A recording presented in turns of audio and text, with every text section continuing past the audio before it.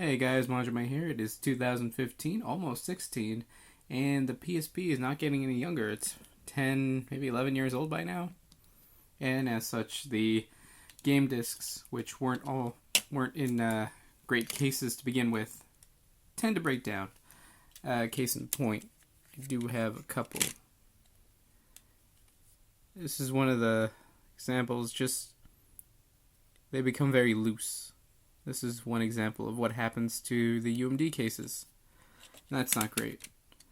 And another example of what happens is that this might happen, which this plastic part, the clear plastic, just comes apart from the white plastic, which, that's also an issue because I'm sure it'll put in the PSP and it might still run, but you don't want that going on. Other ones I have just kind of like that.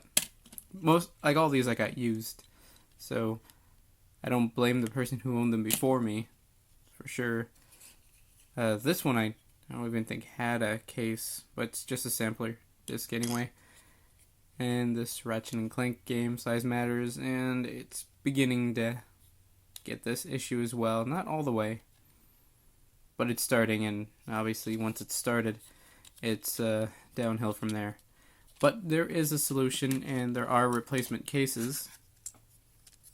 These clear pink ones, they come in different colors. I picked pink. It was a good enough price on eBay, about $10 for 10.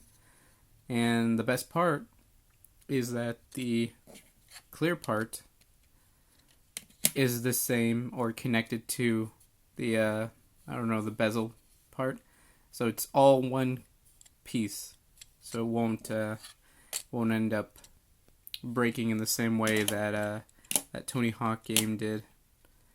It won't end up breaking like this one here. If I can grab it by the wire, right? Yeah, that was weird. Yeah, there. It won't just fall off like this because it is one piece now, which is preferable. So what I'm going to show you guys is just how to put one of these bad boys on them. And since he's basically already out, I'm going to use Tony Hawk as an example. And after this I'll take off one of the normal ones just to show how to open it up, but since this is already pretty much out, I'll use this as the example. Get them in little bags, and they come with some plastic that covers them so they don't get scratched, which is nice. It's the one side, and this side too. And you just take off that plastic bit, and it is very simple. You want to get our old disc. You want to be very careful when handling these discs. I've heard the protection used on the PSP UMD discs is just notoriously terrible. The amount of protection used is pretty low compared to normal CDs even. DVDs, CDs, Blu-rays, any kind of disc format basically. So you just kind of sit the disc in there, and it fits very well. It's meant to sit there. You put the top on there, and really you just push down because it's just supposed to click in. I think you can hear that. I'm sure you can to a point. Everything just is supposed to click in place, and I touched the disc a little there, but you really aren't supposed to. Yeah, it's clicking pretty nicely in place, except that piece. And also keep in mind, this is a third-party thing, so it may not be perfect, but this one seems to be, you just kind of keep going around it, pushing it in, and eventually you'll close it all. And I touched that more than I needed to there, just because I'm recording on the video. When you're doing it yourself, you'll be able to be more cautious, but I think it'll be fine. So there you go. That's replacing a UMD case. It's very easy. Normally you wouldn't be even touching the CD part. I'm just bad when doing it in a video. Now for one of these, actually this one's a pretty bad example because it's already loose enough to where that'll just slip out. Let's see this one. That one will just slip out. Yeah, that's a problem. These literally will slip out, but I mean it works out for when you're replacing them.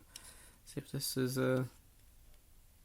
yeah, this one will, you can just slip this one out. So basically what you want to do, if you know this part, the clear part is caved in, you just want to get a knife or something thin inside here and just kind of twist it so that it starts breaking up. And I didn't even have to do it on this one. It starts breaking up the, I don't know, connection here and on the side to just kind of pry it open, so you can start to remove the discs for replacement. Another example of why I did this was that one of my used games, not only was the clear plastic coming out from the bezel, but it had been previously glued together. You can see that kind of a yellowing there. And that part was fine. It stuck. It stuck together great.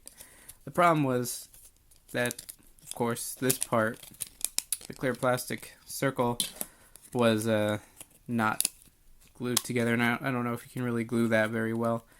But yeah, that's what happens with this. I don't know what you would call this 2005 technology. It was a bad idea to begin with. There are cool parts of it. Like, I do enjoy the fact that you can have nearly 2 gigs of a game in a portable format, and the games look great. For the most part, they have some instances where they're not so great, but for the most part, they are pretty good. They hold plenty of space. You can get movie quality videos, but had they made this into one solid piece in the first place, that would have been so much better. And something better to hold them together, because that tends to be an issue. But again, it's from 2005. This one specifically, I don't know if this one specifically is from then, but the technology is from then, and I don't think they ever improved it. Had they improved it to this, who knows?